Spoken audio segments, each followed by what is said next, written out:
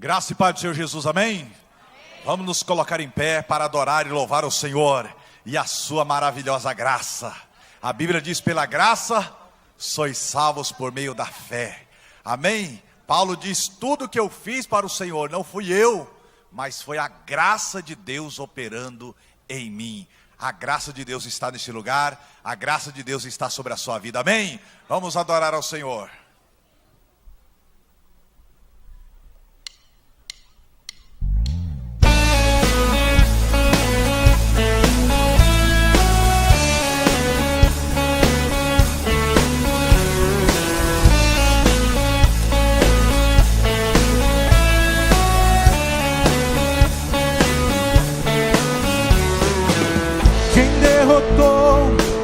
A escuridão e me amou até o fim. O Rei da Glória, o Rei dos Reis, Jesus.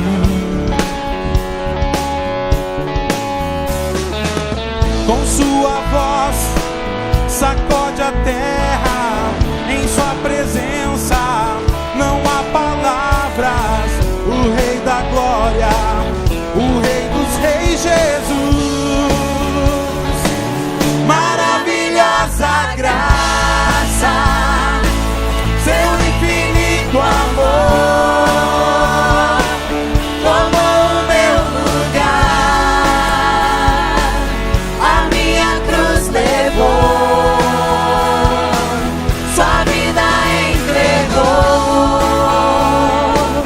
para me resgatar. Pra sempre eu canto o que fizeste a mim.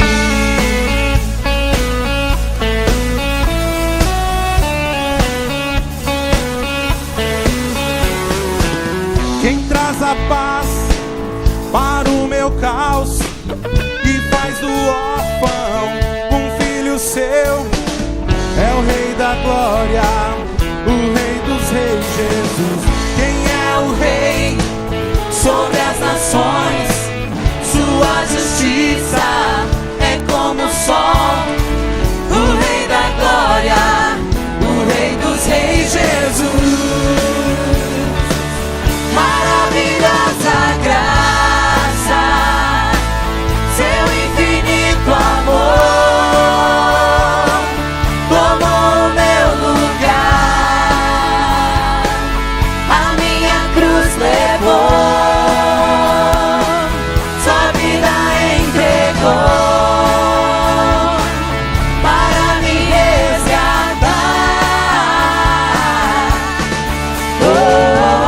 Pra sempre eu canto o que fizeste a mim.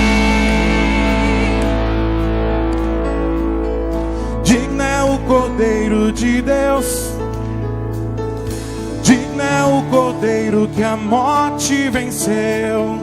Digno é o Cordeiro de Deus, digno é o Cordeiro que a morte venceu. Digno é o Cordeiro de Deus, digno é o Cordeiro que a morte venceu. Digno é o Cordeiro de Deus, digno é o Cordeiro. Maravilhosa graça, seu infinito amor, tomou o meu lugar, a minha cruz levou, sua vida entregou para me resgatar.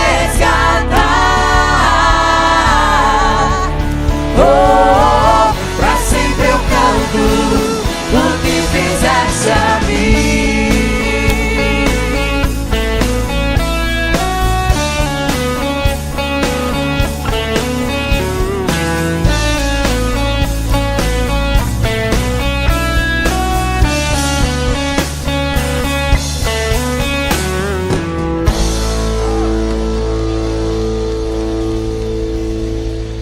Glória a Deus, amém.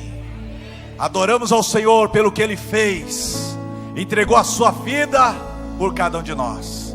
Adoramos ao Senhor, porque Ele está fazendo. A obra dele não parou, Ele está trabalhando nas nossas vidas. Ele está nos transformando de glória em glória. Adoramos ao Senhor, porque por aquilo que Ele vai fazer. Ele está voltando para buscar a sua noiva. Ele está voltando para buscar a sua igreja. Amém? Quem é a igreja do Senhor, diga glória a Deus.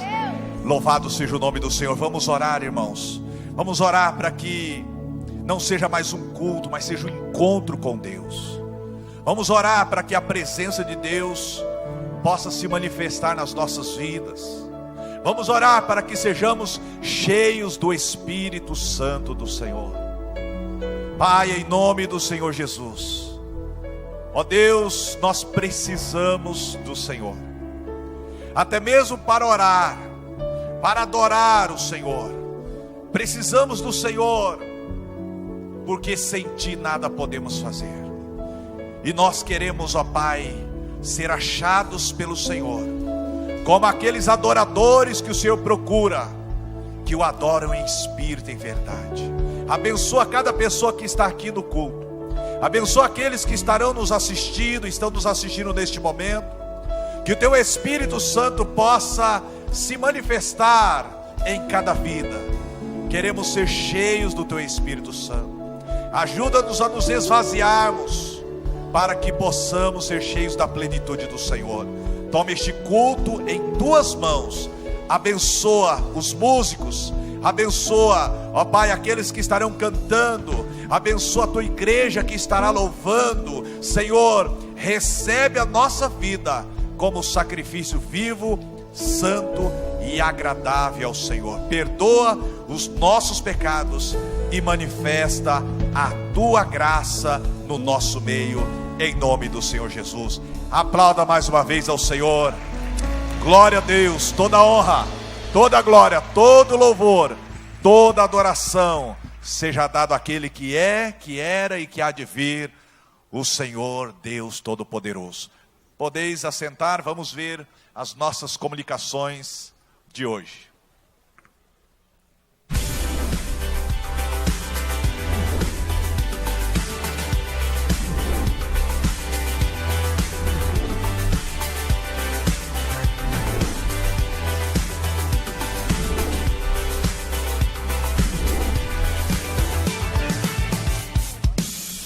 Olá, seja bem-vindo à Primeira Batista. Começa agora o nosso informativo, por favor, fique atento.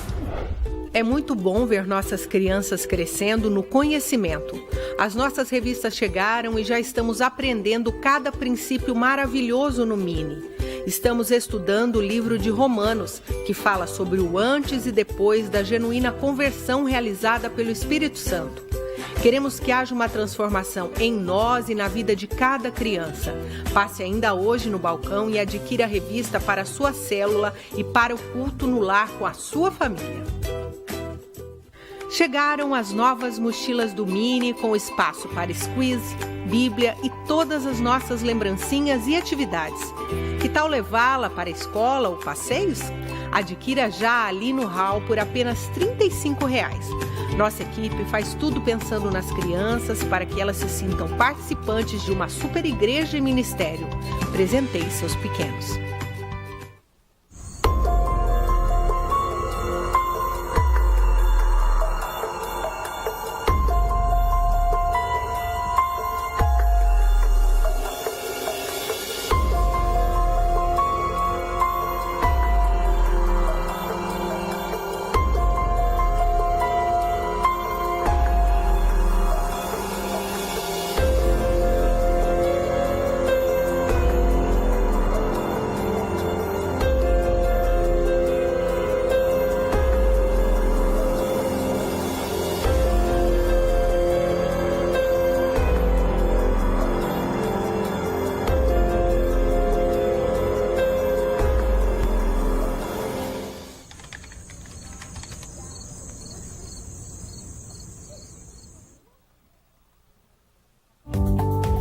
Do dia 30 deste mês ao dia 2 de junho, receberemos aqui em nossa igreja a Assembleia Anual da Convenção Batista Sul-Mato Grossense. Fique ligado em cada orientação para esse evento e a grande festa de adoração, louvor e agradecimento pelo nosso centenário. Será na sexta-feira, dia 1º de junho. Agende essa data e não deixe de participar. Você faz parte dessa história. Nesta quarta, dia 23, às 19h30, acontece aqui no templo o culto de consagração de casais e você é nosso convidado especial. E atenção, neste dia não haverá grupo dos cursos da Escola da Família.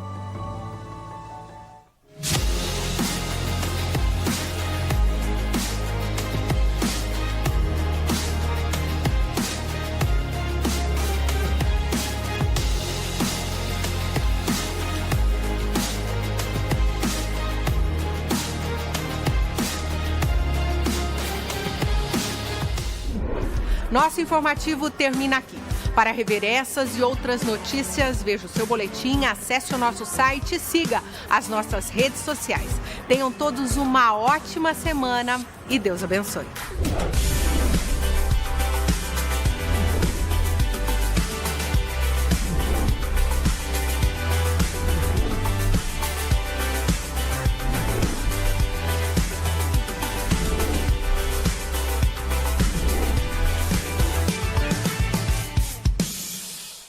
Graça e paz, irmãos. Amém? Que gostoso estarmos aqui, né? O Espírito Santo do Senhor aquece o nosso coração e os casacos aquecem o nosso corpo. Nós estamos felizes por estarmos aqui mais um domingo com as nossas crianças pré-adolescentes. Nós queremos dar uma breve recapitulação no Drops dessa semana, na dica que tem para você, papai, mamãe, para que você possa estar cada vez mais aprendendo e podendo discipular melhor o seu filho. E essa semana um Drops muito interessante. Toda semana eu acho interessante, né? Mas muito interessante a vida de Abraão, o desafio que Deus dá a Abraão. Que desafio. Mas a reflexão para nós pais nessa semana é para que nós possamos estar realmente pensando, será que nós temos colocado realmente Deus em primeiro lugar? Né? Até que ponto nós temos amado a Deus e amado nossos filhos da maneira correta, assim como Deus deseja. Deus pediu a Abraão o seu filho, aquilo que ele mais amava, aquilo que ele tinha mais precioso, aquele filho da promessa que tanto ele tinha esperado. E Abraão provou que realmente Deus era maior na vida dele, que ele amava mais a Deus. E isso é muito importante. Nossos filhos precisam ver que nós estamos realmente colocando Deus acima de todas as coisas na nossa vida. E esse discipulado, ele vai fazendo toda a diferença. Os nossos filhos vão vendo na nossa vida onde realmente está Deus. E os nossos filhos, eles vão reproduzindo aquilo que eles têm visto. Eu quero convidar aqui na frente o Luiz Gabriel. O Luiz Gabriel, ele é um garoto que os pais têm discipulado, têm cuidado da vida dele. E o Luiz Gabriel, ele sentiu de Deus, de também levar a mensagem de Deus às outras crianças. Irmãos, esse menino, ele tem 8 anos. E ele resolveu que ele ia fazer uma célula na escola dele. Olha que bonito. E ele conversou com a professora, com o diretor, ele resolveu tudo, ele não teve medo. E depois ele falou para a mãe dele que estava tudo liberado, que ele já podia fazer a célula. E aí sabe o que aconteceu? Os pais ensinaram a palavra, mas aí depois ele falou agora, mãe, eu preciso que você prepare para mim, porque eu vou fazer a célula lá na escola e eu preciso do material do quebra-gelo, a senhora prepara para mim? Eu preciso das lembrancinhas para me entregar para as crianças na hora da célula, na hora que terminar. Olha que lindo. Então, o discipulado vai fazendo isso na vida das crianças. E o Luiz Gabriel tem sido um missionário. Ele tem sido discipulado para levar essa mensagem. É isso que os nossos filhos precisam ver na nossa vida. Deus em primeiro lugar. E aí eles vão levando Deus às outras crianças também. E ele disse que amanhã tem célula. Amanhã é dia de célula na escola, viu? Obrigada, Luiz Gabriel. Ele estava com vergonha, eu queria que ele orasse, mas ele ainda não está com coragem. Aí eu falei, mas por que você é um missionário lá na escola? Ele falou assim, lá na escola não tem tanta gente na célula. Mas realmente ele tem ousadia no Senhor, né? E Deus vai continuar usando. Convido a igreja a se colocar em pé. Vamos receber os facilitadores com alegria, louvando a Deus por essa equipe. E vamos orar pela vida deles. Estenda a sua mão, interceda pela vida de cada um, para que o Senhor mantenha firme, com saúde, com disposição e compromisso com o Senhor cada vez mais. Paizinho, nós queremos te agradecer mais uma vez, porque o Senhor, ó Deus, tem sido Deus que vem providenciando tudo aquilo que nós precisamos. Pai, o Senhor, ó Deus, tem colocado pessoas, ó Deus, especiais, comprometidas contigo, para alcançar o coração das crianças. Deus, nós queremos te louvar pelos pais, ó Deus, que o Senhor tem realmente também colocado no coração, à disposição, o envolvimento, o investimento na vida dos seus filhos. Que nós possamos, Senhor, como pais, continuar investindo na vida dos nossos filhos, mostrando, ó Deus, que realmente o Senhor tem o primeiro lugar na nossa vida. E assim nós sabemos, ó Deus, que eles vão crescer, ó Deus, na tua direção, cumprindo, ó Deus, aquilo que o Senhor tem de sonho para a vida de cada um. Pai, derrama da tua unção, do teu Espírito Santo, do teu mover, do discernimento, ó Deus, ali no segundo andar, primeiro andar, no quarto andar, onde estiver as crianças e pré-adolescentes, para que elas possam sentir, ó Deus, o teu mover, a tua palavra possa fazer diferença na vida de cada um. Nós oramos em nome de Jesus. Amém. Vamos receber as crianças até 9 anos aqui na frente e lá no fundo os pré-adolescentes.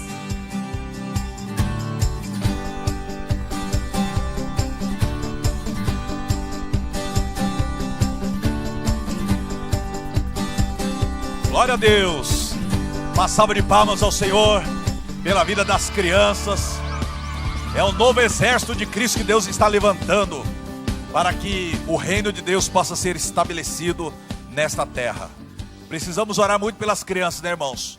Porque a nossa geração e a próxima geração corre muito risco, muitas batalhas espirituais.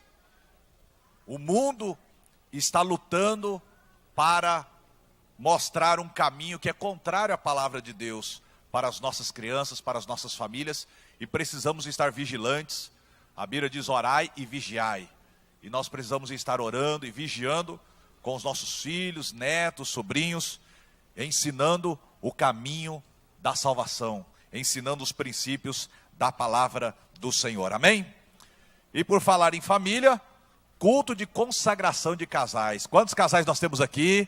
Amém? Se você é casado, levante a mão. Mesmo sua esposa não está aqui. Amém? Você está convidado e convocado. Se você não tiver compromisso na quarta-feira, assuma este compromisso de estar aqui consagrando a sua família, consagrando o seu casamento ao Senhor. Dia 23, então, quarta-feira, às 19h30, aqui no templo. E a Assembleia da Convenção Batista de Mato Grosso do Sul, que será então no dia 30 ao dia 2. Amém, irmãos? Estão todos convocados, vamos realmente prestigiar esses eventos. São eventos na nossa igreja e nós precisamos estar juntos como um corpo, glorificando o nome do Senhor. Este é o momento que nós queremos agora conhecer as pessoas que estão conosco para adorar ao Senhor. Amém? Se você não é membro da nossa igreja e você está aqui nos dando a honra da sua presença, nós gostaríamos de cumprimentá-lo, conhecê-los. Eu peço por gentileza que se você se coloque em pé. Se você não é membro da igreja, mas está aqui conosco, se coloque em pé por um instante, nós queremos conhecê-los ali. Uma pessoa, uma salva de palmas ao Senhor. Amém. Mais alguém? Seja bem-vindo em nome de Jesus. Mais alguém? Sejam todos bem-vindos no nome do Senhor Jesus. Amém? Vamos estar agora adorando ao Senhor, trazendo os nossos dízimos e as nossas ofertas. Irmãos, eu lembro quando eu me converti, aceitei Jesus, e eu comecei a estudar a palavra. Eu não conhecia nada sobre a igreja evangélica. E dízimo para mim, na minha concepção, era aquilo que Deus colocasse no meu coração para ofertar. E aí eu estudando a Bíblia, vendo ali Malaquias sobre dízimo, aí fui no dicionário. O que é dízimo? 10% daquilo que nós recebemos. Aí eu entendi, então quer dizer, não é a igreja que estipulou o dízimo, não é o pastor que discipulou o dízimo. Deus já deixou a direção para a igreja, para que haja sustento na casa do Senhor. Essa obra, ela custa o ar, a luz, a água, os banheiros limpos que nós encontramos, os missionários que a igreja envia. A igreja não pode abandoná-los. Eles vão como família, vão como casal, vão com seus filhos. Nessa semana eu recebi uma notícia de um casal de missionários que está na África. E a sua menina de 12 anos agora, eles têm que enviar para outro país da África, um internato onde ela vai morar e estudar. Imagina o coração dos pais.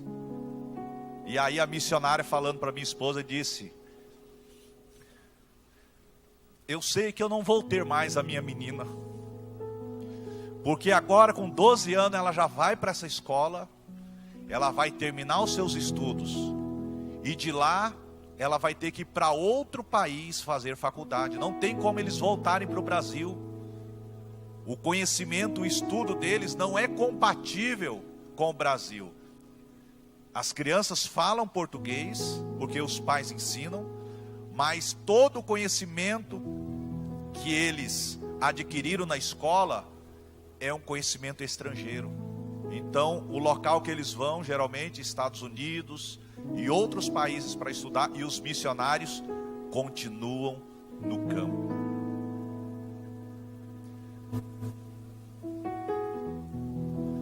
Essa criança disse para a mãe e para os pais, 12 anos, Débora é o nome dela: pais, se é para vocês continuarem fazendo a obra aqui, eu vou com alegria estudar em outro país. E entendo que vocês precisam ficar para fazer a obra do Senhor. Que coisa linda, irmãos. Pessoas estão pagando um alto preço para levar a palavra em outras nações. Esta criança Débora, na África, ela só podia estudar em escolas muçulmanas. E ela apanhava quase todos os dias, mas não negava a sua fé. Antes de ofertarmos, vamos orar, vamos nos colocar em pé. Vamos orar pelos nossos missionários. Temos missionários no Brasil, temos missionários no exterior. Eles passam pelas mesmas lutas que nós passamos. Eles passam por enfermidades, problemas financeiros, mas eles estão ali, combatendo o bom combate. E nós podemos e devemos estar com eles, através da oração, através da célula, mantendo contato. Hoje pelo WhatsApp nós conseguimos falar com eles no mesmo instante. E nós podemos e devemos estar com eles, ofertando, contribuindo, para que muitas vidas possam conhecer o amor e a graça maravilhosa do Senhor, que nós estamos cantando aqui. Pai, em nome do Senhor Jesus, ó Deus, eu quero te pedir agora uma bênção especial para a tua igreja, para o teu povo. Que o Senhor nos dê o dom da liberalidade, que o Senhor nos dê o dom do socorro, para socorrermos aqueles que estão aflitos, principalmente os da nossa fé. Te clamamos, Senhor, pela tua igreja, que nós não estejamos insensíveis acerca dos missionários que nós enviamos para o campo. Queremos estar com eles em oração, queremos estar com eles, ó Deus, financeiramente, queremos estar com eles dando todo o suporte para que eles possam fazer a obra do Senhor nos 4 cantos da terra. Ó Deus, eles estão pagando um alto preço, e nós queremos fazer parte, Senhor, deste ministério. Abençoa os ofertantes, abençoa os dizimistas, dá-nos consciência, Senhor, de que a adoração não é apenas cantar. Adoração é um estilo de vida, onde tudo que temos, tudo que somos, nós usamos para a glória do Senhor. Abençoa os dízimos e as ofertas que serão entregues aqui no altar. que o Senhor possa abençoar cada vida em nome do Senhor, seja com os nossos missionários, seja com a obra do Senhor, os projetos sociais, alcançando, resgatando homens, mulheres e crianças das garras do inimigo. Recebe a nossa adoração e a nossa oferta em nome do Senhor Jesus. Podem se assentar, e aqueles que estão preparados podem vir e adorar ao Senhor com os dízimos e as ofertas, enquanto nós estaremos louvando ao Senhor.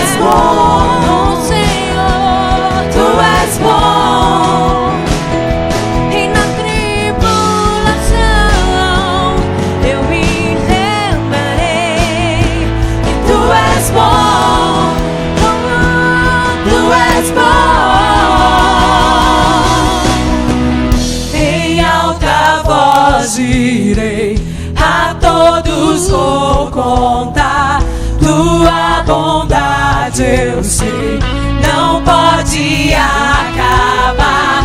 O teu eterno amor me acompanhará, não posso acreditar. Cantarei porque tu és bom, dançarei porque tu és bom, gritarei porque tu és bom pra mim, cantarei porque tu és bom, dançarei porque tu és bom, gritarei porque tu és bom pra mim,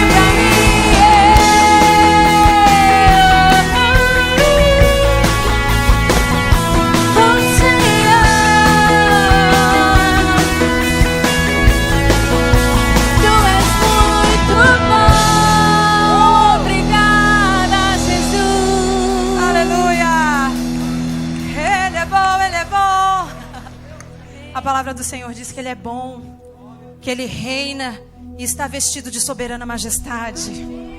Aleluia. Coloque o seu coração diante do Senhor nesse momento.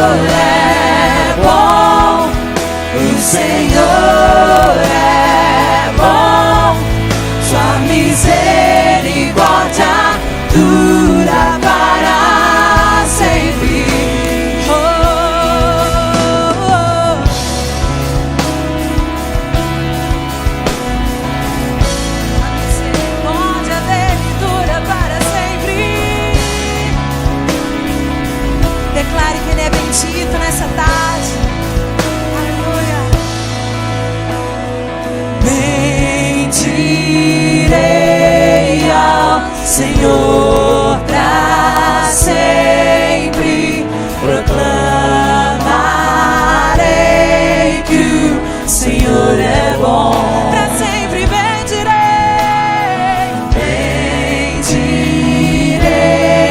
ao Senhor, pra sempre proclamarei que o Senhor é bom.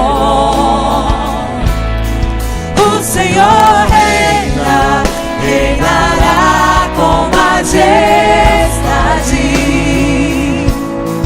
O Senhor reina em justiça e em verdade. O Senhor reina, reinará com majestade.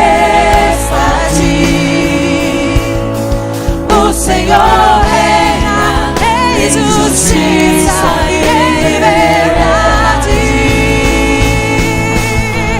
O Senhor é bom, o Senhor é bom, sua misericórdia dura para sempre. O Senhor é bom, o Senhor é bom, sua misericórdia dura para sempre. Ele é bom, o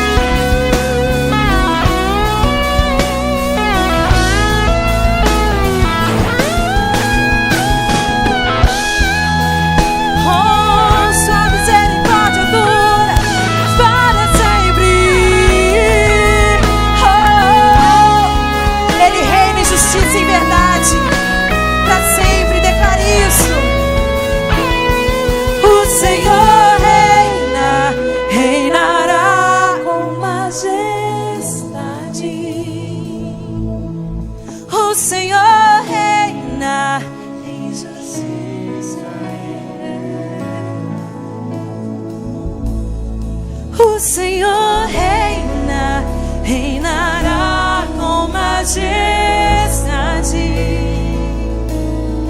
O Senhor reina em justiça e em verdade.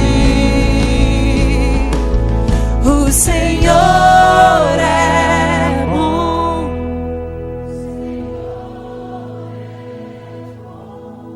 Sua misericórdia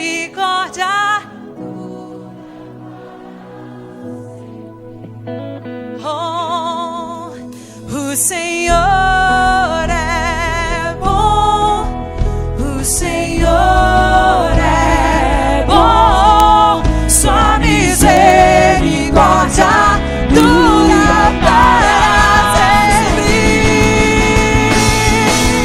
O Senhor é bom, o Senhor é bom, sua misericórdia dura para sempre. Oh, o Senhor é bom, o Senhor é bom, sua misericórdia dura para sempre.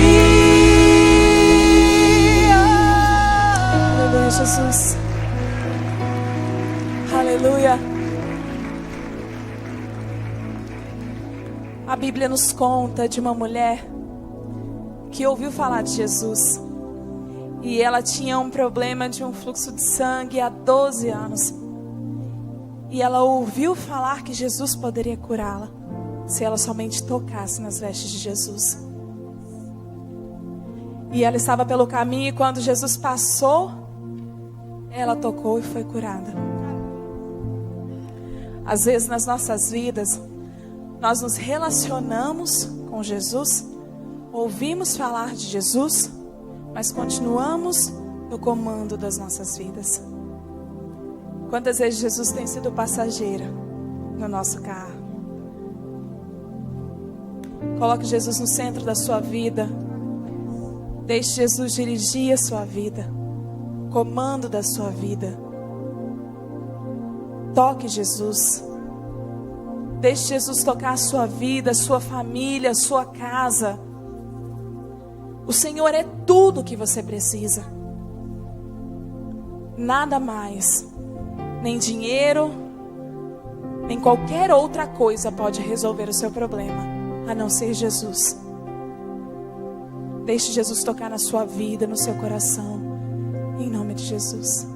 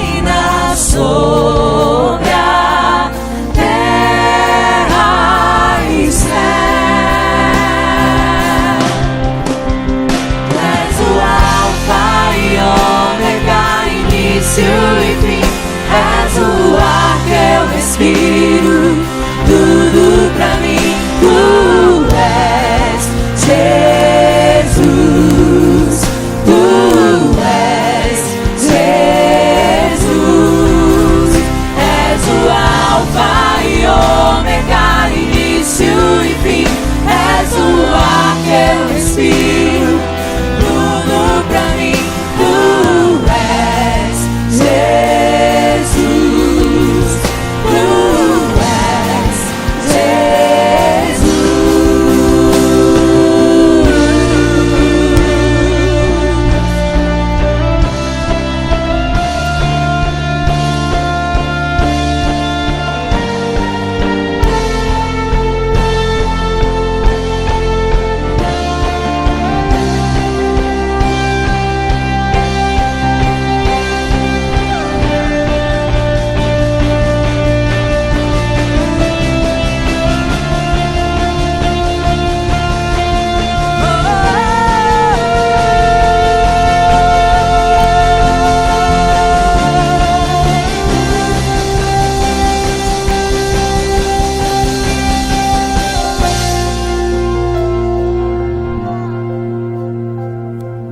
Alfa e Ômega, início e fim, tudo pra mim, tudo pra mim.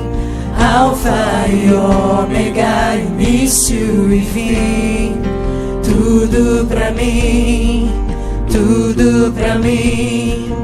Alfa e Ômega, início e fim, tudo pra mim, tudo pra mim. Alfa e Ômega, início e fim, tudo pra mim, tudo pra mim. Tu és o Alfa e Ômega, início e fim, tudo pra mim, tudo pra mim. Tu és o Alfa e Ômega, início e fim, tudo pra mim. És o Alfa e Ômega, início e fim, és o ar que eu respiro, tudo pra mim. Tu és Jesus, tu és Jesus, és o Alfa e Ômega, início e fim, és o ar que eu respiro, tudo pra mim. Tu és Jesus, tu és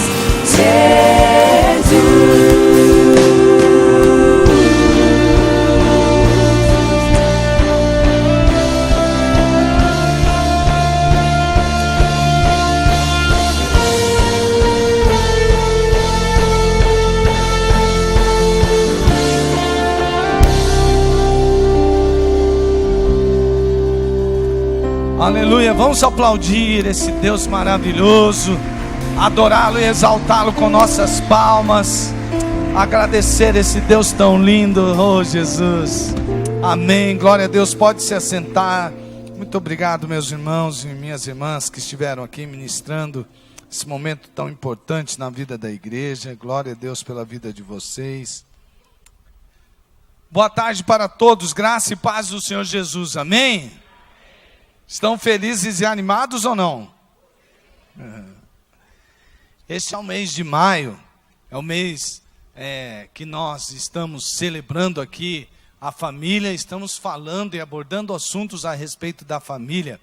E nós sabemos muitas histórias sobre família, né? Já tem ali na tela ao fundo, uma das histórias talvez mais conhecidas entre dramas que envolvem família, né? A história de Romeu e Julieta, ou dessas duas famílias, Capuleto e Montecchio. Quantas vezes já não vimos ou ouvimos a respeito de peças encenadas a respeito desse drama, ou mesmo na tela de cinema já tivemos várias versões a respeito dessa história de dois jovens que tiveram um romance, eles se apaixonaram um pelo outro, mas eram de famílias que estavam em constante rixas e conflitos, e jamais poderia permitir aquele romance, e temos todo um drama ao redor dessas famílias aí.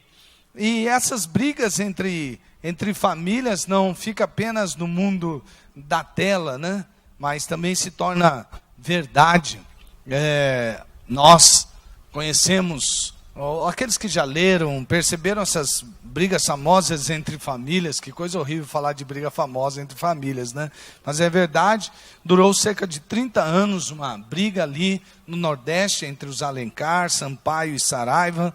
E alguns dizem que desse conflito morreram 40 pessoas, outros 33, mas é muita gente morta por causa de uma guerra entre famílias, não é verdade? Nós vemos também, às vezes, no jornal, por vez ou outra, notícias como essas de irmãos que lá na Bahia brigaram por uma herança, e aí acabam matando um dos irmãos a pauladas. E é incrível, né? Porque geralmente se ouve histórias de famílias que lutam com outras para defender aqueles que são da sua própria família. Mas o mais terrível, dramático e coisas ruins acontecem, e feridas muito profundas nascem a partir de conflitos dentro da família, porque aqueles que deveriam proteger, aqueles que deveriam amar, aqueles que deveriam cuidar, acabam se lançando um contra o outro, e aí a gente vê tanta tragédia acontecendo. Pessoas que são marcadas pela vida inteira. Estamos aí no Maio Laranja, né? Percebendo o quanto de violência existe dentro de casa. Violência, pessoas, crianças que são violentadas, né? Invadidas na sua intimidade, então provocam traumas profundos que vão pela vida toda. É muito comum, né? Não deveria ser, mas é muito comum a gente encontrar isso. Hoje nós vamos ver sobre uma família e sobre os relacionamentos entre pai e filhos e entre irmãos, e vamos tentar aprender alguma coisa. Durante a mensagem, Deus, eu tenho certeza, vai falar muito ao seu coração, como tem falado ao meu coração, e você vai ouvir essa história na seguinte lente: a soberania de Deus e o perdão na família. Você pode, a hora que lê esta frase, estar dizendo: o que tem a ver soberania de Deus com perdão na família? Hoje nós vamos ver exatamente isso. Quando entendemos sobre soberania de Deus, temos uma maior liberdade para entender o que acontece conosco, então poder oferecer perdão às pessoas ao nosso redor. Soberania de Deus e perdão na família. Vamos ver, esta família que nós vamos estudar, essa história começa mais próxima, começa com o pai Abraão. E existe uma promessa de Abraão, que nós cantamos tanto, existem músicas, uma talvez das mais conhecidas seja do Fernandinho, que fala sobre a bênção de Abraão que está sobre nós. E aqui nós vamos ler esse texto tão cantado. A Bíblia diz assim, lá em Gênesis capítulo 12, versos 1 a 3, que está aí na tela. Então o Senhor disse a Abraão: sai da sua terra, do meio dos seus parentes, e da terra de seu pai, e vá para a terra que eu lhe mostrarei. Farei de você um grande povo, e o abençoarei. Tornarei famoso o seu nome, e você será uma bênção. Abençoarei os que o abençoarem, e amaldiçoarei os que o amaldiçoarem. E por meio de vocês, todos os povos da terra serão abençoados. Veja só, amados irmãos, aqui começa um pouco da história. Nós vamos chegar lá, nós vamos nos firmar mais na história de Jacó e seus filhos e do relacionamento entre os irmãos. Mas é muito importante que a gente saiba disso. Deus está cumprindo a promessa que fez Abraão na vida de Jacó e de Isaac e de José, depois, é claro, também antes na vida de Isaac. E nós vamos lá para o fim do livro de Gênesis, porque o final do livro de Gênesis acaba, tem um apropriado fecho, porque ele mostra o fim das histórias das famílias que vêm da clã de Abraão, de Isaac, de Jacó, para começar a falar depois sobre a história do povo, a nação grande de Israel. Então, Deus vai conduzir, através de rivalidades e condições, esses 12 irmãos. E em tudo isso nós vamos ver a mão de Deus. Sabe por quê, amados? Quando parece que as coisas não estão exatamente como você poderia imaginar, ou coisas ruins acontecem, parece que Deus perdeu o controle, sua soberania. Mas isso não é verdade. Nós vamos ver através da sua história, porque Deus promete isso a Abraão, e eles vão se multiplicando ali poderosamente, como disse Derek Kidner no seu comentário. Eles deixa de ser uma história apenas das famílias que vêm através de Abraão, para se tornar a história de um povo. Bom, está formado aí o pano de fundo, vamos à história. Antes disso, queria que você prestasse bastante atenção nisso aqui. Derek Kidner, nesse livro que eu estava citando para vocês, Análise e Comentário de Gênesis, ele usou uma palavra que me chamou a atenção: locus clássicos. Aí eu falei, que bicho é esse, né? Locus clássicos? E aí eu fui estudar um pouquinho. Locus é uma palavra que vem do latim, que significa local. E isso é usado na álgebra, na matemática, mais usado na psicologia. E o termo abordado ali, depois eu percebi com a história contada, que ele fazia referência exatamente ao termo psicológico. E em psicologia, locus, fui ler então, né? E eu peguei esse resuminho aqui para os irmãos, para me acompanharem. Em psicologia, locus é classificado em locus de controle, que é a expectativa do indivíduo sobre a medida em que os seus reforçamentos se encontram sob controle interno, esforço pessoal, competência, ou externo, as outras pessoas, sorte, chance. Então veja aí, guarde isso aí, interno e externo. Muito bem. Através da nossa história, nós vemos que tanto José como seus irmãos enfrentaram circunstâncias que lhes foram comuns dentro da família, mas tiveram reações diferentes. Por quê?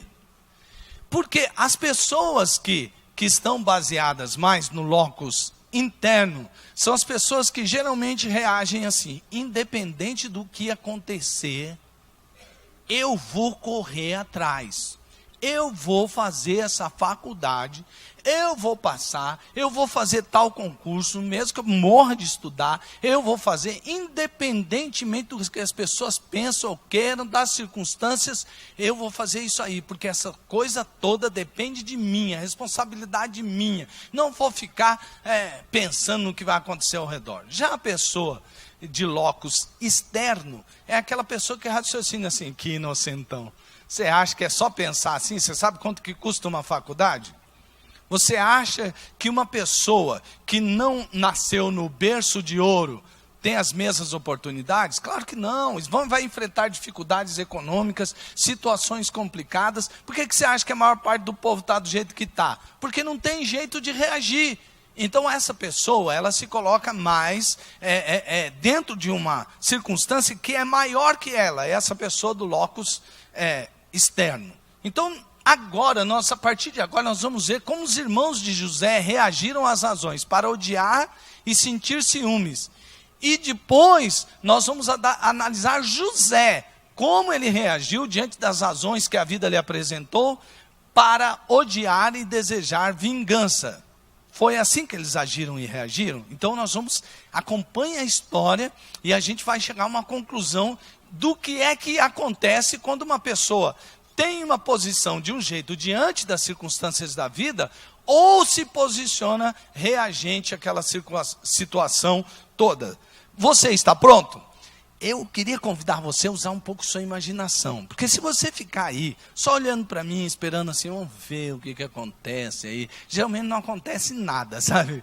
Então, queria que você me ajudasse, ou que você se ajudasse, e que nós juntos possamos mergulhar dentro dessa história, e tirar uma palavra de Deus para o nosso coração. A imaginação é algo de mais precioso que Deus lhe deu. Então, imagine, penetre nessa história. faça conexões, sim, porque às vezes a gente fala assim, às vezes que ele está falando, eu me lembro, aconteceu comigo tal hora, olha isso que ele está falando agora, aconteceu com fulano, por causa disso que aconteceu aquilo. Pense nisso, tenha toda a liberdade, e o Espírito Santo de Deus também vai conduzir a sua imaginação para, a partir dessa história, você aprender coisas muito importantes para a sua vida. Quem está pronto, levante a mão. Quem levantou a mão já está mais disposto, né, gente? Tem gente que no friozinho preferiu ficar com o braço cruzado se esquentando. Mas tudo bem, Deus vai te alcançar também. Muito bem. Veja só o texto e vamos começar a perceber coisas dessa história. Trata-se da história de Jacó, ou Israel, porque Jacó teve o seu nome mudado, e seus filhos, seus 12 filhos. Ora, Israel gostava mais de José do que qualquer outro filho, porque ele havia nascido em sua velhice. A Bíblia aqui não está justificando, também era natural, nasceu na velhice. Não. Aqui, Jacó queria casar com Raquel, sim ou não? Ele era apaixonado por Raquel, certo? Essa é a história. Mas ele antes teve que casar com Lia. Uma criança chegou para o seu avô, aqui agora na igreja preguei, ele me chamou lá na frente, você sabia que esses dias o meu netinho, todo engraçadinho, chegou para mim e falou assim, vô, sabia que eu descobri que Jacó era analfabeto? Aí falou assim, que ideia é essa, cara? Jacó analfabeto? Ele falou assim, porque ele amava Raquel e não Lia. Uau! Tem aquelas risadas que são assim, né? Não, pois é, mas essa coisa de criança é assim mesmo, né, gente? Então, e ele por amar a Raquel, teve que chegar a um ponto na vida dele, e ele amou Raquel, esperou o tempo certo, mas Raquel não lhe dava filhos, e até que Deus o abençoou, e ele teve o seu primeiro filho com Raquel. Logo depois ele teve o segundo filho, mas depois de Raquel ter lhe dado o segundo filho, ela morreu. Então, por causa desses 2 filhos, e José era um deles, ele amou mais José, por ser o primogênito dele com Raquel. Então, por isso que a Bíblia faz essa explicação. Por isso mandou fazer uma túnica longa, ou uma túnica colorida. Quando os seus irmãos viram que o pai gostava mais dele do que de qualquer outro filho, odiaram-no e não conseguiam falar com ele amigavelmente. Gênesis 37, 3, 4. Mais à frente, se você continuar lendo, temos o versículo 11 que diz assim, assim seus irmãos tiveram ciúmes dele. Talvez você diga assim, mas tudo bem, até a razão de ele gostar mais do filho porque era nascido de sua velhice já era uma razão, né? Porque é o preferidinho do papai, é o filhinho do papai. Mas os caras ficaram com inveja porque o pai tinha dado uma túnica. Só que é o seguinte, alguns historiadores dizem que só se dava túnica colorida àquele que seria ungido um governante ou um rei. O que apontava que seu pai dizia, olha, José vai governar sobre vocês. Então, por causa disso, eles odiavam o irmão. Olha só, as razões para o ódio e o ciúme eram o favoritismo do seu pai. E aliás, Jacó já parece que ele herdou um comportamento viciado de sua mãe, porque sua mãe também o preferiu e preteriu o outro que seria o primogênito, que deveria receber a primogenitura, Esaú. Ele já teve esse problema anterior, já ocorreu séria desavença na família por causa da preferência e do favoritismo de sua mãe com relação a ele mesmo. E ele sofreu problemas sérios com seu irmão por causa disso. E era uma confusão que ficou tão séria que talvez dure até nossos dias, pois há alguns historiadores eruditos que afirmam que os descendentes de Esaú são quem? Os palestinos. Então, os descendentes que vieram, porque Deus prometeu que de Abraão nasceria não somente uma nação, mas várias nações. E a gente vê um problema sério entre os palestinos e a nação de Israel hoje lá. Está toda uma crise lá hoje mesmo, né? E ela vem daqui, olha só, de uma crise familiar. Então, essa era a razão para eles odiarem e terem ciúmes. Quantos pais nós temos aqui hoje? Levante a mão. Quem são os pais que estão aqui? Muito bem. Se você tem mais de um filho, cuidado com os tratamentos. Alguns pais dizem assim, não, eu trato todos iguais. Não, cada filho é diferente, não dá para você tratar um filho igual ao outro.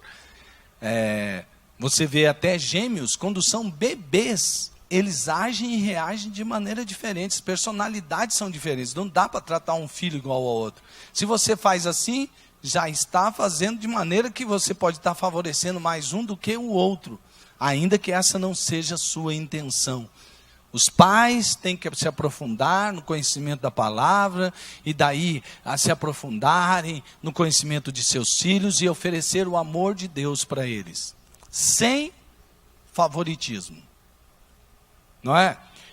Pai, você pode até se identificar mais com o filho. Mãe, você pode até achar que um filho, ele lhe dá mais atenção e você pode querer até retornar mais. E até, às vezes, é bom que o outro filho veja, olha, ele dá mais atenção para a mãe, recebe mais atenção da mãe. Mas cuidado com o favoritismo.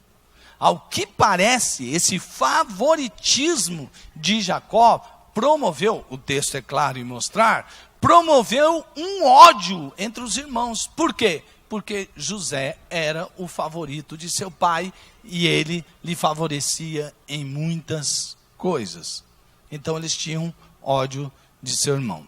Uma vez, José chega e ele tem sonhos que o perturbam. E com quem você vai conversar sobre aquela coisa que você precisa de uma resposta e você precisa de um lugar seguro para fazer isso? Onde você vai? Conversar com a sua família. Pois bem, José chega para os seus irmãos e conta um sonho. Só que a interpretação do sonho, eu vou passar rápido porque por causa eu estou olhando lá o tempo. A interpretação do sonho é a seguinte: que os seus irmãos se encurvariam diante dele.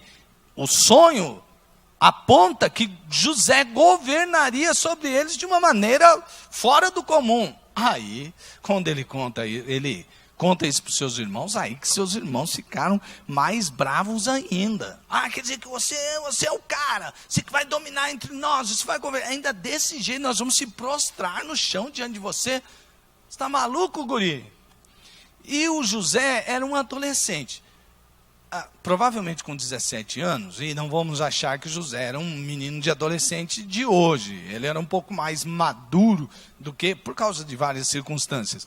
Mas era um adolescente de 17 anos. E aí então os irmãos dele já ficam assim. Aí depois ele conta um sonho ao seu pai também, onde o sol, a lua e as estrelas se prostram, indicando, já vou pular também para a parte da interpretação, que até o seu pai e a sua mãe se encurvariam diante dele. E ele recebe uma repreensão do pai. Depois nós vamos conversar mais sobre isso. Mas enfim, eu contei essa história do sonho para que você entenda o que os irmãos dele disseram. Porque toda essa circunstância trouxe sérias consequências. E veja o que seus irmãos, como seus irmãos reagiram a essas razões. Lá vem aquele sonhador, Gênesis 37, 19 e 20. Lá vem aquele sonhador, diziam uns aos outros. É agora, vamos matá-lo e jogá-lo num desses poços. E diremos que um animal selvagem o devorou. Veremos então o que será dos seus sonhos. Veja aí, os irmãos de José estão planejando um homicídio com ocultação de cadáver. É isso aí, né, doutor advogado? O crime hediondo. Agora, perceba que quando se fala nisso, porque a hora que a gente vê a história na Bíblia, às vezes a gente dá uma romantizada. Mas isso é muito sério, gente. Como é que os próprios irmãos planejam uma coisa tão cruel como essa? Tamanho era o ódio e o ciúme que eles tinham, que eles achavam que José era a causa de todos os seus problemas. E se eles eliminassem José, eles estariam livres do seu maior problema.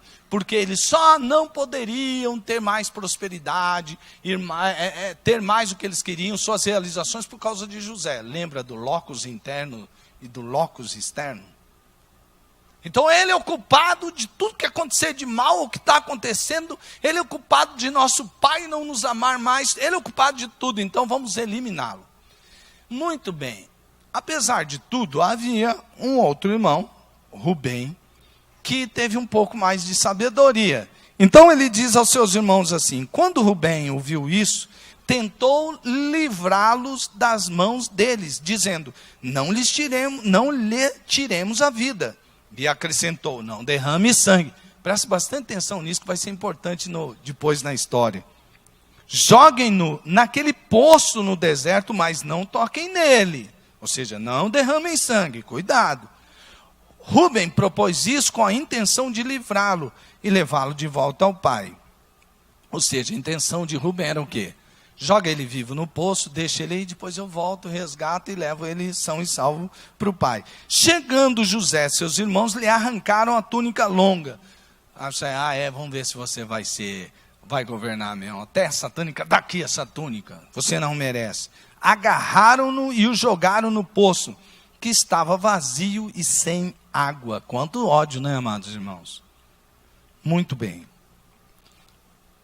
Não sei por quê Rubem não está presente nessa conversa, então Judá, que depois você pode ver as consequências na vida de Judá no capítulo, logo após este, no capítulo 38, acontecem coisas terríveis com a família de Judá. Mas vamos nos dedicar a essa história apenas. Judá disse então a seus irmãos: que ganharemos se matarmos o nosso irmão e escondermos o seu sangue? Vamos vendê-lo aos ismaelitas. Agora já surgiu aquela chance de, já que esse é um imprestável mesmo, ele é a causa de todos os nossos problemas, mas, verdade, Rubem tem razão, para que a gente vai ter o sangue dele nas nossas mãos? Mas ao invés de só fazer isso, vamos ganhar um dinheiro em cima dele. E como a gente ganha o dinheiro? Vamos vendê-lo aos ismaelitas. Não estou falando para você que problema de família pode ficar bem mais sério do que a gente imagina. Ismael também é filho de Abraão. E de Ismael também nasceu uma grande nação, que é a nação árabe. Tem um pouco de guerra, sim, tipo árabe, aquela região não tem nada de guerra, né? Os ismaelitas, os inimigos. O Judá falou: vamos ganhar dinheiro, e já esse menino aí merece uma lição. Vamos entregar eles vamos entregá-lo nas mãos dos inimigos. Então, não tocaremos nele, afinal é nosso irmão. Meu irmão esse, hein? Afinal é nosso irmão, é nosso próprio sangue. Puxa, que respeito com o próprio sangue, né, gente? E seus irmãos concordaram. Fizeram lá e concordaram. Passaram, jogaram os ismaelitas. Quando os mercadores ismaelitas de Midian se aproximaram, seus irmãos tiraram José do poço e o venderam por 20 peças de prata aos ismaelitas. Jesus foi vendido por 30 peças de prata. Essa história, até por causa do próprio nome José, ela também indica um proto-Jesus aqui. Depois você vai perceber por quê. Veja só, quando Rubem voltou ao poço e viu que José não estava lá, rasgou suas vestes. Perceba que eu não li essa parte, mas José é levado para o Egito. Essa tragédia familiar é marcada começando por um favoritismo do pai, que acaba promovendo grupos de interesses ambíguos. Até dentro da turma lá tem Rubem, que tem um interesse, tem Judá, que tem outros interesses. O ódio se alimenta de violência, é ou não é? Quando uma pessoa odeia, ela tem uma ira detida ou retida que quer explodir a cada momento. E o ódio se alimenta de violência. É estabelecida então a lei do mais forte. Nós agora temos a força sobre esse guri. Somos em maior número e somos mais fortes que ele. Então vamos usar a força. O ódio, ele consome mais quando ele é movido pelo ciúme dentro da família. Agora esse guri não vai mais ser a razão de discórdia e o nosso Pai vai nos amar a todos de igual maneira. O pecado consumado gera feridas profundas, traumas que geram pessoas como mortos-vivos. Com quantas pessoas você já se encontrou? Ou talvez esse seja o seu caso, que um trauma faz com que você tenha uma vida triste, pesada. Quantas amarguras nós vamos arrastando pelos anos, rancor. Isso está doendo lá por dentro. Mas como você foi obrigado a engolir aquilo, porque foi a lei do mais forte, e você teve que enfrentar aquilo e ficar quieto, isso pode estar corroendo dentro de você. E geralmente isso não produz boas reações. No Seminário Veredas temos uma história que eu me lembro muito bem dela. Talvez, vou te contar um pouquinho, vou te contar tudo, porque o Veredas é muito mais que isso. Mas de um homem que ele está dirigindo o seu carro e alguém buzina atrás, ele está saindo de um estacionamento, mas há uma fila à frente dele e ele fica nervoso porque aquela pessoa buzina. E aquele homem vai ficando nervoso e ele sai do seu carro, pega aquela pessoa pelo colarinho e diz uma porção de coisas e joga aquela pessoa dentro do carro de novo. Aquela pessoa fica assustada, ela entra no seu carro. E logo que ele sai, ele olha pelo retrovisor e há um adesivo que ele ganhou, que está escrito: se você ama Jesus, buzine. E aquele homem então se pergunta: por que eu tenho esses ataques de ira? E ele começou a conversar e procurou ajuda. E alguém orou com ele. E o Espírito Santo mostrou a ele algo que aconteceu lá na sua infância. Quando ele sofria de incontinência urinária, e os seus pais já estavam ficando muito irritados e sem saber como tratar daquilo. Uma vez, um amiguinho foi à sua casa para dormir ali. Você sabe como as crianças são: meu amiguinho, vem aqui, a gente vai. E um dia ele está ali com o amiguinho e ele percebe que ele fez xixi na cama. Você imagina um amigo dormindo ali e de repente o amigo acorda: você fez xixi na cama. Já pensou? Que coisa. Ele pega, enrola tudo aquilo e esconde dentro do armário. Sua mãe depois descobre, vai e mostra ao seu pai. Olha só, não falamos para ele não mais fazer xixi na cama, ele fez de novo, ainda escondeu. Falou: deixa aparecer. Ele esperou a criança sair, foram tomar café da manhã com o amiguinho. Ele pegou aquele lençol e olhou diante do amiguinho e disse assim: ó, seu amigo é um mijão. E esfregou aquele lençol no nariz daquela criança. A partir daí, o Espírito Santo mostrou que ele teve aquela ira contida, porque ele gostaria de reagir contra o seu pai, mas não podia. Quantos traumas existem esses dentro de casa? Família. Nós estamos no mês apropriado para vocês dialogarem. Vamos dialogar. Vamos conversar. Certa vez um pai aqui da igreja Chegou, foi conversar, ele fez um seminário onde ele foi desafiado também a conversar com os seus filhos. Chegou para os seus filhos e falou, já sei, eu vou orar e vou perguntar para os meus filhos o que eles acham do papai. E ele chegou para os filhos e falou, olha, vamos ter uma conversa aberta. E foi ali com o coração aberto, pediu para os seus filhos terem coragem, serem sinceros e dizer o que eles achavam do papai. O que ele ouviu depois. E ele disse assim, olha, depois que eu comecei a ouvir, eu me arrependi de ter feito aquela pergunta. Mas foi a melhor coisa que ele fez. Porque a partir daí, ele também curou rixas que havia dentre seus irmãos, que ele nem sequer sabia, principalmente entre dois irmãos, os meninos, que tinham uma rixa muito grande, por causa daquela polêmica, daquela problemática que eles viviam nas suas relações familiares. Que tal, pai? Que tal, mãe? Você conversar com seus filhos hoje? Que tal, irmãos, vocês sentarem para conversar, para resolver os seus problemas?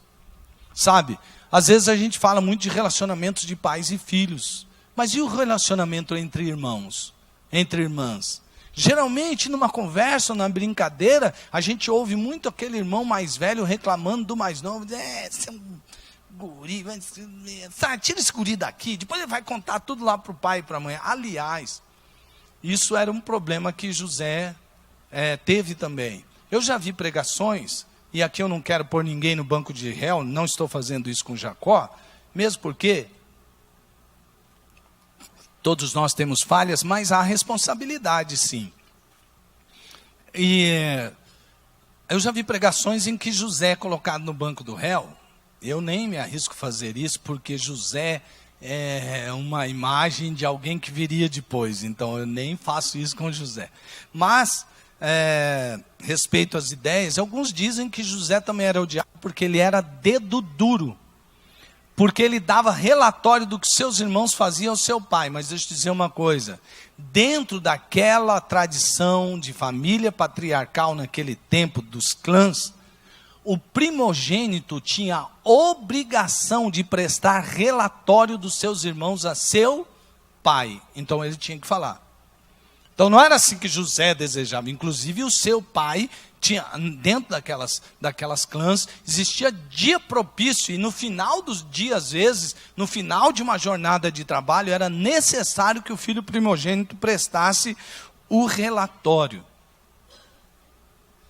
Então, irmãos, que tal vocês se conversarem?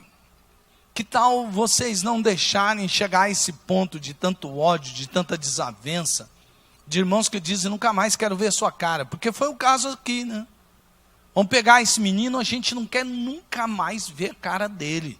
Vamos vender ele para aqueles midianitas que a gente sabe que ele viaja longe e oferece os escravos lá na outra nação. Assim ele sai dessa terra aqui e vai para outro lugar. E nem nós, nem nosso pai jamais veremos esse que é o nosso grande problema. Bom, você pegou o que aconteceu com os irmãos de José.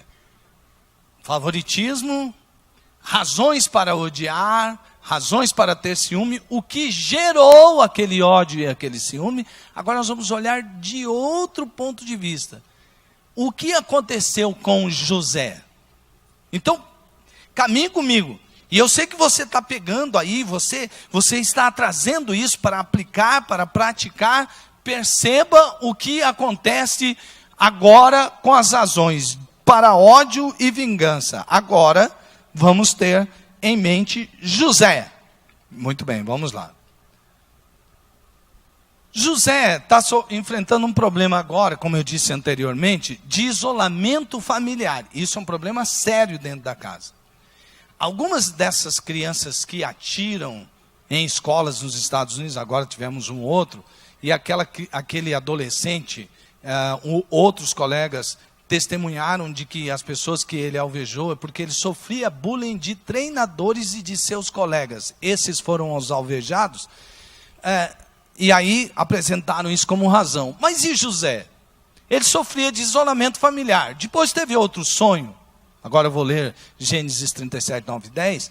Depois teve outro sonho, e o contou aos seus irmãos. Tive outro sonho, desta vez o sol, a lua e 11 estrelas se curvavam diante de mim. Quando contou ao pai e aos irmãos, o pai o repreendeu. E lhe disse: que sonho foi esse que você teve? Será que eu, sua mãe e seus irmãos iremos a nos curvar até o chão diante de você? Agora ele já percebe que, mesmo sabendo ser favorito de seu pai, que o seu próprio pai o repreende. Ele vai ficando nesse isolamento familiar. Primeiro por parte dos seus irmãos e depois por seu pai. A verdade seja dita que o seu pai não odiava José como seus irmãos, mas teve que repreender por uma questão muito óbvia daquela hierarquia. Olha, aqui é o pai e a mãe que lhe deram. Você é o primogênito, mas vai chegar a sua hora. Espera aí, o que você está fazendo? O que você está pensando? Né? Então, havia razões para ódio e vingança no coração de José? Vamos ver o que eu colhi para nós aqui.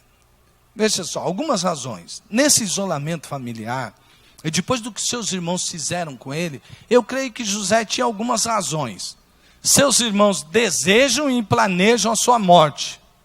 No texto a seguir, nós vamos ver que José chegou a implorar para os seus irmãos, pedir clemência. Não façam isso comigo, não joguem-me naquele poço, não façam isso que vocês estão pensando. Mas mesmo no pedido daquele irmão mais jovem, eles continuaram com o seu plano. Ainda bem que Rubem interferiu, não foi a morte de José. Ainda bem, eu vou colocar entre aspas. Não o matam, mas o vendem para o inimigo. Como eu disse, o seu irmão intervém. Nunca mais querem vê-lo e o tiram também do convívio de seu pai e de seu irmão. Está ou não está criado todo um fundo para profunda mágoa e ressentimento, seguido de desejo de vingança? Você acha que seria demais dizer que nesse ponto aqui José teria todas as razões para odiar seus irmãos também? E para desejar se vingar deles? Ele tinha ou não tinha razões? Se os seus irmãos tinham razão de odiar por causa do favoritismo do pai, o que ele tinha a ver com essa história? E aí podia-se criar no coração de José toda essa razão para ódio e vingança. Muito bem. Sabe o que acontece depois da história? José vai passar por momentos de muito sofrimento, num processo de Deus trabalhar na vida dele. Ontem nós tivemos uma peça muito bonita aqui, que fala justamente desse processo de Deus na vida de José para torná-lo governador do Egito. Se ele não tivesse passado por aquilo, por todo aquele processo, ele talvez não estaria pronto para aquilo que Deus faria através dele. Mas passaria por muito sofrimento. E voltando aqui para a nossa história, e que eu quero que você continue na sua poderosa imaginação, José sai e é vendido para Potifar. Potifar é um dos senhores do Egito, tem muita influência, e ele é muito rico e tem muito dinheiro, e José é colocado ali como escravo. Mas José é um rapaz muito inteligente e estrategista, e começa a trabalhar com os bens de Potifar, e Potifar percebe que as coisas dele vai ficando mais organizadas, ele vai pondo José para liderar cada vez mais, até que ele, José, se torna o favorito dentre todos os empregados de Potifar, e ele é colocado para liderar. Potifar confia tanto em José que ele nem mais se preocupa com seus bens. Ele dá toda a administração de seus bens para José. E ele vê que a bênção de Deus está sobre José. E fala, agora então, melhor ainda, estou aqui abençoado. Muito bem. José cresce. E mesmo como escravo, ele fica numa boa. Mas aí então, vem a mulher de Potifar e faz uma portifaria com José. Ela tenta a José, querendo ter um relacionamento com José, porque José é bonito, é charmoso, é especial, é um jovem inteligente, e aí ela quer ter um caso. O José vira para ela e diz assim, olha, não adianta você ficar tentando. Olha, Potifar Ele me pôs sobre todas as coisas dele, ele me deu tudo que eu preciso, e ele confia tudo em minhas mãos, e eu posso mexer com tudo que é dele. Uma coisa só, eu não posso tocar na mulher dele, que é a senhora. Eu não vou fazer isso com ele, porque eu faria um mal tão grande ao meu Senhor. E, algo muito importante, pecaria contra o meu Deus. José é fiel e íntegro, mesmo diante daquelas circunstâncias. A mulher de Potifar, o que é que ela faz? Ela vai lá e diz o que aconteceu ao contrário, que foi José que tentou estuprá-la. Esse estuprador, olha aí, ó, você, marido, olha o que você pôs dentro de casa. Um marido fica uma fera e manda prender José. E José vai para a prisão. Vocês acham que José lembrou de seus irmãos nesta hora? O texto não diz nada, isso é só nossa imaginação. Eu imagino que sim. Mas eu não sei, depois que eu leio o resto do texto, eu falo assim, eu acho que estou mais me vendo, me colocando no lugar de José. Eu acho que eu me lembraria. Acho que muitos de nós diríamos assim, esses meus irmãos, olha só o que aconteceu por causa deles, hein? Mas, se José fosse o do locus externo, lembra do locus interno e locus externo? Ele pensaria assim, sou um azarado mesmo, hein? Que azarado que eu sou. Escapei da mão dos meus irmãos, prosperei aqui, estava de boa, aí aparece essa palmeirense. Ou quer dizer, essa mulher de Potifar, e me faz uma coisa dessa. Olha, todas essas circunstâncias, por isso, mas eu acho que eu sou azarado mesmo, hein? Muito bem, ele vai para o presídio. Agora, olha que coisa interessante, lá ele conhece o evangelista do presídio, o pastor Marcos Ritt. Não, você não estava lá nessa época, né? Então, e ele se torna líder dentro do presídio, olha que ideia. E o que ele fazia dentro do presídio também prosperava. E todos admiravam a inteligência de José no presídio. Porque tudo quanto ele fazia, ele prosperava. Tinha a bênção de Deus sobre a vida dele. Agora, logo ele conhece o copeiro e o padeiro do rei. Depois que ele conhece o copeiro e o padeiro do rei, esses homens lhe contam um sonho. E o sonho queria dizer que um ia ficar vivo e ia voltar para o seu posto no palácio, e o outro ia morrer. E ele disse para o outro, mas quando isso acontecer, e vai acontecer, eu sei que vai acontecer, não se esqueça de mim, hein? Porque você sabe que eu estou aqui injustamente. Você conhece a minha história, eu sei que você acredita na minha história. Ok. Acontece exatamente como o sonho. E aquele copeiro sai e vai volta para o seu status dentro do palácio. E aí? Aí ele se lembra de José e fala, estou aqui, eu lembro que o José contou isso. Não, ele se esquece de José. Aí vem aquela questão assim, lembra do locus internos e locus externos? Se José fosse do locus externo e dizia, não estou falando que eu sou azarado. Cara, eu tinha toda a chance, toda a oportunidade do mundo. O cara não se esquece de mim, porque, claro, o tempo se passou, ele viu que nada aconteceu, falou, o cara não falou de mim. E ele tinha poder para fazer alguma coisa. Mas não fez. Uau! Essa é uma história, né, amados irmãos, que podia provocar sérios traumas na vida de alguém. Pois bem, quando o faraó tem um sonho, ele vê vacas gordas e vacas magras. E para encurtar a história também, as vacas magras engolem as vacas gordas. Depois ele vê espigas de milho, rechonchudas, bonitas, e umas espigas mirradas, murchas.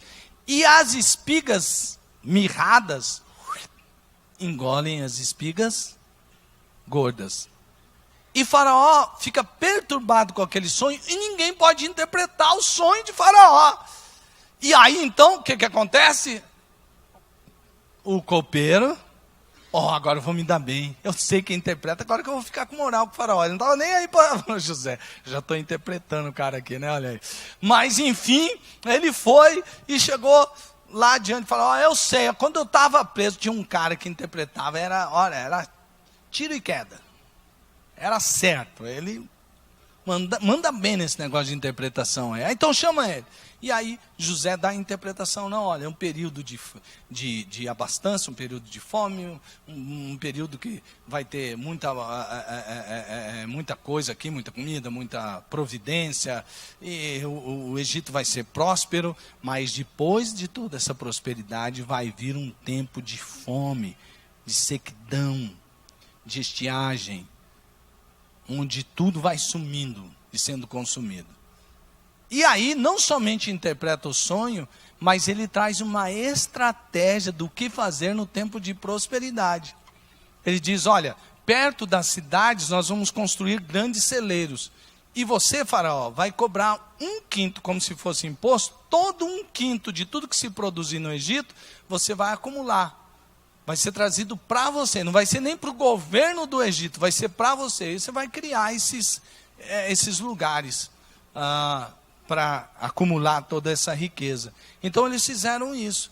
E todo mundo estava na prosperidade. Toma 1/5 aí para você, está sobrando aqui, tem bastante. E eles foram entregando e essas coisas foram sendo armazenadas.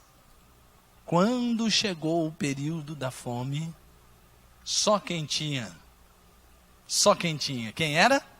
Faraó. E Faraó vendeu num preço. E as pessoas cada vez foram ficando com menos. No fim da história, todos ficaram devendo a Faraó.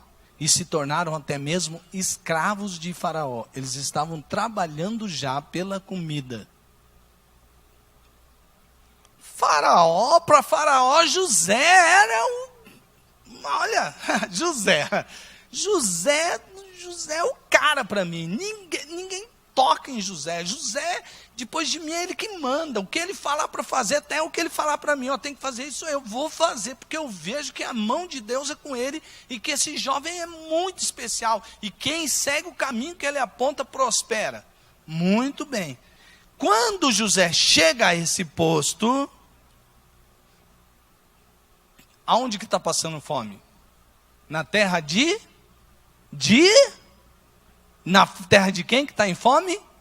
De Jacó e de seus filhos, irmãos de José. E a quem eles têm que recorrer? De quem que eles têm que ir comprar comida? No Egito e, logicamente, para José. Essa é a hora da verdade. A chance para a vingança. Veja o que acontece. José era o governador do Egito e era ele que vendia trigo a todo o povo da terra. Por isso, quando os irmãos de José chegaram, curvaram-se diante dele. Você se lembra de alguma coisa ou não? O outro texto diz que José reconheceu os seus irmãos e lembrou do seu sonho. Curvaram-se diante dele, rosto em terra. José reconheceu os seus irmãos logo que os viu, mas agiu como se não os conhecesse e lhes falou asperamente. De onde vocês vêm? Responderam eles, da terra de Canaã, para comprar comida. Bom, respondeu asperamente. Aí, se é num filme onde José sofreu toda aquela violência dos irmãos, todo mundo já está, agora que esses irmãos vão ver o que eles fizeram com José, dá-lhes José, né? Quem sabe faria até uma música gospel, dizendo que quando ele estava lá embaixo, ninguém se importou com ele, mas agora que ele está aqui em cima, todos vão vê-lo cantar a vitória, né?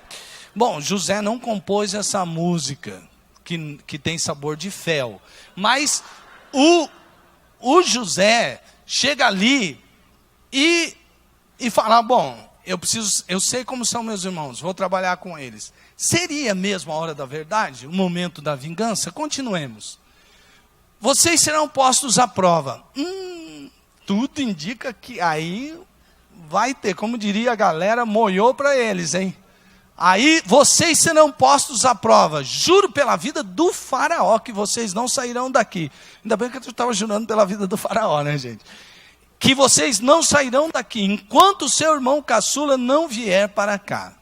Mandem algum de vocês buscar o seu irmão enquanto os demais aguardam presos. Olha a vingança aí. Assim ficará provado se as suas palavras são verdadeiras ou não. Se não forem, juro pela vida de Faraó, que ficará confirmado que vocês são espiões. E os deixou presos por 3 dias. Começou a vingança, hein? Olha aí. Continuemos. Eles se prontificaram a fazer isso e disseram uns aos outros. Prontificaram a fazer o quê? José falou, tá bom, se é verdade, vocês voltam lá para o pai de vocês, porque vocês estão dizendo que são irmãos e que o seu irmão caçula está lá. Você traz o seu irmão caçula aqui para eu saber que é a verdade. Aí que a coisa pegava, né? Porque por que o irmão caçula não foi? Por que Benjamim não foi? Porque ele é filho da amada. Eu falo, vamos para vocês lá, se acontecer alguma coisa com vocês, esse pai é bacana com os irmãos, né? Se acontecer alguma coisa com vocês, aconteceu. Mas com esse filho aqui, não, eu vou ficar aqui, ele vai ficar comigo, eu vou protegê-lo. Uau! Agora, como que eles ouvindo aqui falaram, ai, ai, ai, ai, ai, ai, ai, ai, ai, ai, ai. Nós vamos voltar e falar para o pai que a gente tem que trazer Benjamim aqui, ele não vai deixar, nós estamos perdidos, estamos fritos. Agora sim, eles voltaram e contaram, prontificaram e certamente estamos sendo punidos agora. Veja o que Rubem está dizendo. Eles se prontificaram a fazer isso e disseram uns aos outros, certamente estamos sendo punidos. Digo Rubem por causa da história anterior. Sendo punidos pelo que fizemos a nosso irmão. Vimos como ele estava angustiado, quando nos implorava por sua vida, mas não lhe demos ouvidos. Por isso nos sobreveio essa angústia. Rubem respondeu, eu não lhes disse que não maltratasse o menino? Mas vocês não quiseram me ouvir, agora teremos que prestar contas do seu sangue. Eles, porém, não sabiam que José podia compreendê-los, pois lhes falava por meio de intérprete. José, para não mostrar que ele sabia a língua deles, ele falava na linguagem lá dos egípcios e deixava o intérprete lá falar na língua deles. Mas ele estava entendendo tudo que eles estavam falando e estava ouvindo tudo aquilo. E aí ele percebeu toda a coisa. E os irmãos dele falaram aí, ó, tá vendo? Veja só que aquelas pessoas eram movidas pelo medo. Eles não eram movidos pelo que é justo e correto, como José. José não ficou pensando, que mal que eu fiz para estar aqui na cadeia. Eu acho que foi aquela vez que eu xinguei meu irmão mais novo lá. Não. Ele não reclamou, ele não murmurou, ele não ficou... Sabe por quê? Ele agia por aquilo que era correto e não por causa do medo de ser condenado ou porque ele fez alguma coisa errada. Olha, dá o dízimo, senão vai vir o gafanhoto devorador e vai romper, vai comer toda a sua... Repreende o devorador, traz o dízimo, assim você vai ser próximo. Meus irmãos, sinceridade, eu não dou dízimo porque eu estou afastando o gafanhoto. Eu dou o dízimo porque eu amo meu Deus, ele faz tanta coisa por mim, eu quero ver a obra dele prosperar. Eu faço isso com a maior alegria, e você? Aqui é um caso típico desse. Aí tá vendo? Ó, vem a maldição sobre nós, viu? Eu falei para vocês. Parece a mãe da gente. Você já apanhou com sílaba? Já apanhou? Eu não falei para você não fazer isso que eu... E tem umas frases longas quando a mãe da gente bate na gente desse jeito, eu me lembro. Eu não te falei, mas que frase longa, não dá para ser uma frase mais curta, porque cada sílaba é uma palmada. Pois é. É mais ou menos aqui Rubem com os seus irmãos. Eu não falei para você, Rubem, nós já estamos aqui, já no fundo você ainda vem falar, a gente sabe disso. Muito bem. Antes desse aqui, deixa eu dizer uma coisa. Foi idas e vindas. Eles voltaram, aí o pai deles não deixou levar Benjamim, eles ficaram lá. Mas aí o que eles tinham comprado de trigo acabou, tinha que voltar para José. Vai lá buscar mais. Mas não vai deixar, porque ele vai reconhecer a gente. Aí pronto.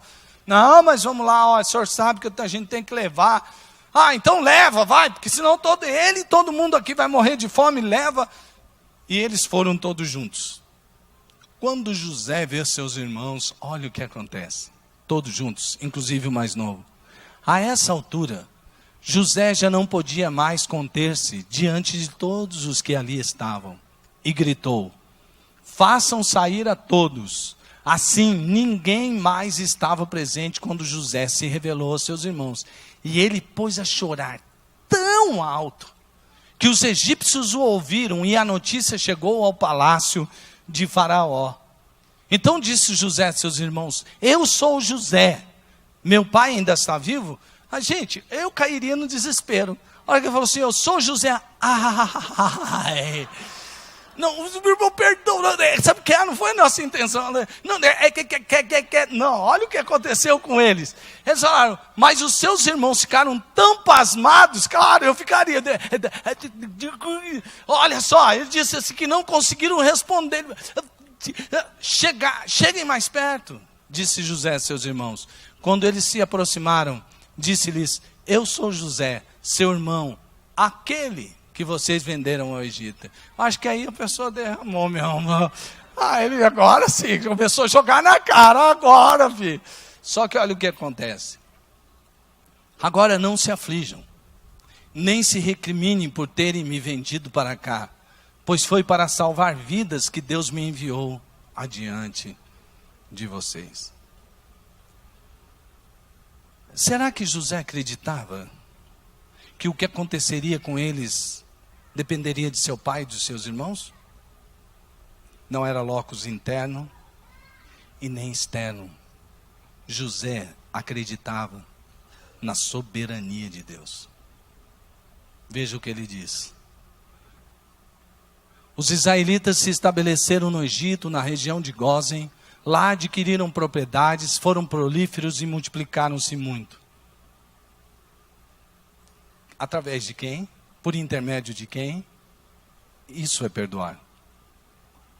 Antes de morrer, José disse a seus irmãos: estou à beira da morte, mas Deus certamente virá em auxílio de vocês e os tirará desta terra, levando-os para a terra que prometeu com juramento a Abraão, a Isaque e a Jacó.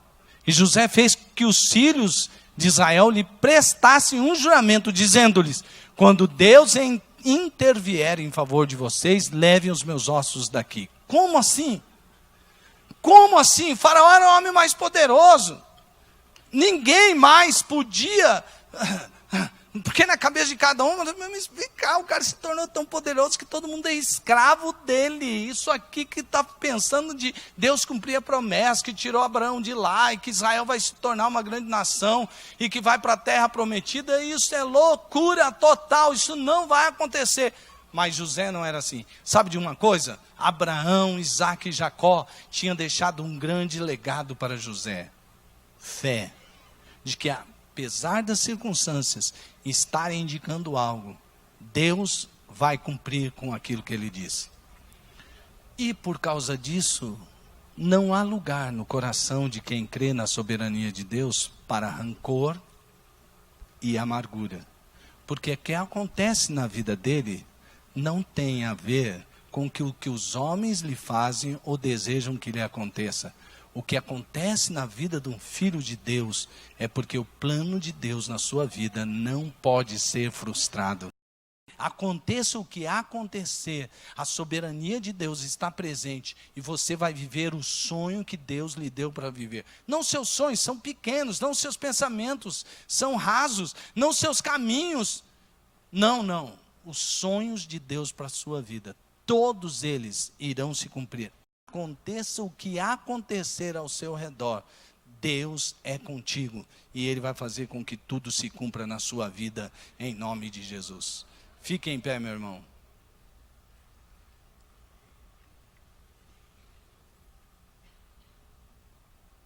Soberania de Deus e perdão na família.